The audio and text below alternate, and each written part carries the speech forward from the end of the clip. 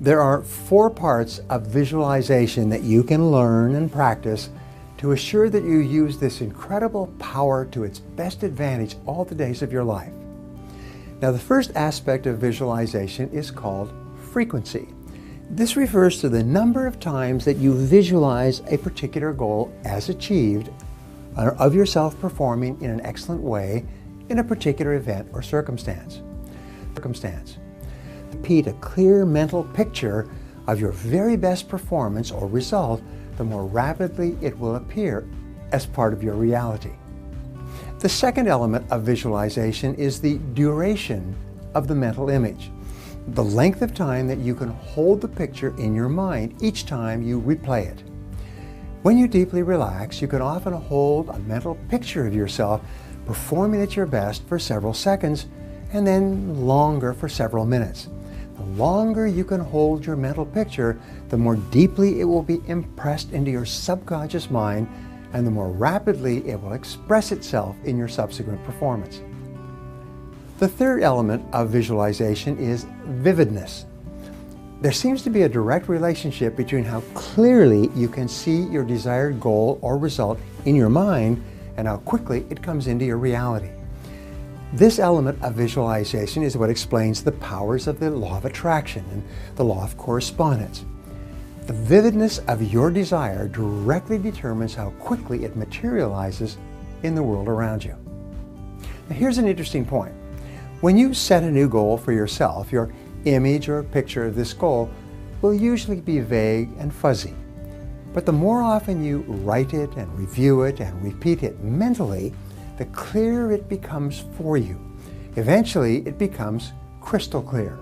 At that point, the goal will suddenly appear in your world exactly as you imagined it. Now, the fourth element of visualization is intensity, the amount of emotion that you attach to your visual image. In reality, this is the most important and powerful part of the visualization process. Sometimes, if your emotion is intense enough and your visual image is clear enough, your goal will immediately come true. Of course, the elements of frequency, duration, vividness, and intensity can help you or hurt you. Like nature, the power of visualization is neutral. Like a two-edged sword, it can cut in either direction. It can either make you a success or make you a failure. Visualization brings you whatever you vividly and intensely imagine, whether good or bad. Continually feed your mind with clear, exciting, emotional pictures. Remember, your imagination is your preview of life's coming attractions.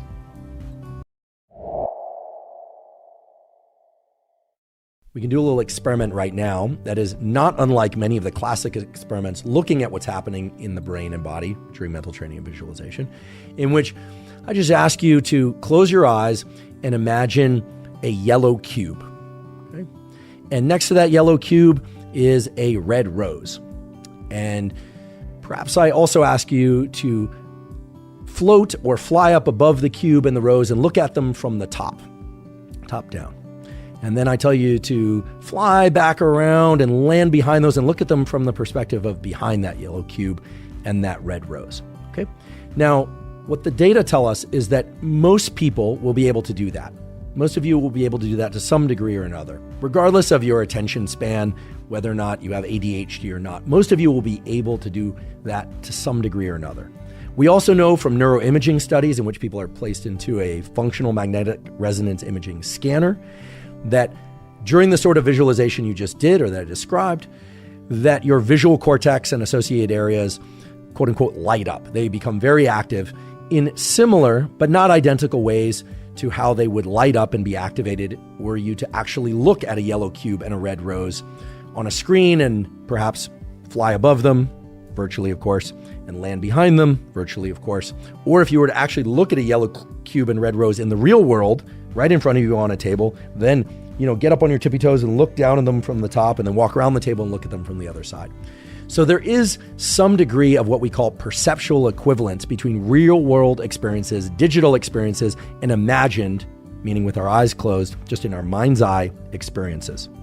This is true not just of vision and what we call the visual domain, but also the auditory domain. Okay, so for instance, I could play for you a short motif of a song. Let's just pick something that I think most people know. Goodness, I'm a terrible musician and even worse singer. But let's just take the opening to AC/DC's Back in Black, right? I think I can do that one. It's like, dun, dun, dun, dun. Okay, got it. That's the actual sound, although admittedly a dreadful version of the great AC/DC song Back in Black. But now I ask you to close your eyes, or you could keep them open, and just imagine that dun, dun, dun, okay? Or for instance, I place you in a quiet room, so you close your eyes, and ask you to imagine the opening to AC/DC's Back in Black, but I ask you to pause it halfway through. What you would find again is that most people, somewhere between 90 and 95% of people, would be able to do all the sorts of things I described, right? Cube and rows, AC/DC Back in Black. Even a somatosensory task. I imagine you to imagine what it's like to touch felt or to touch chinchilla hair or something like that. A chinchilla's hair, ideally a live chinchilla, sitting still. Those little critters move really, really fast, but they have very, very soft hair, high hair density, so soft. Okay. Most people can do that. About 5 to 15% of people are less able to do that. And there's a small percentage of people in that 5 to 15% that simply cannot do it at all, that just cannot visualize well. And we'll talk later about these people. They have what's called aphantasia, an inability to mentally visualize. But most people are actually pretty good at visualizing things when they are told what to visualize.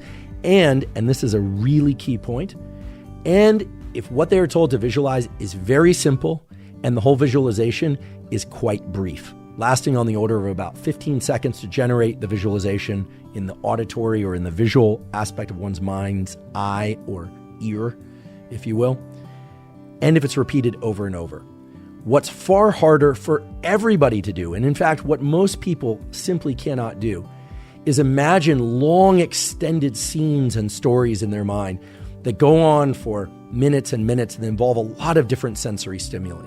This is a really key point. In fact, as we start to home in on ideal mental training and visualization protocols, I'd like to establish this as the first principle of mental training and visualization, which is that if you are going to use mental training and visualization to its best effect in order to engage neuroplasticity and learning, you need to keep those visualizations quite brief, really on the order of about 15 to 20 seconds or so, and pretty darn sparse, meaning not including a lot of elaborate visualization, not including a lot of sequences of motor steps.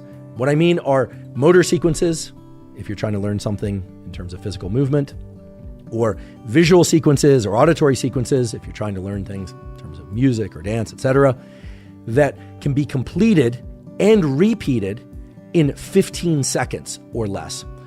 Now, later I'll give you a couple of specific examples, but if you want to use mental training and visualization, understand this is the key first principle. They have to be very short visualizations that you can repeat over and over and over again with a high degree of accuracy.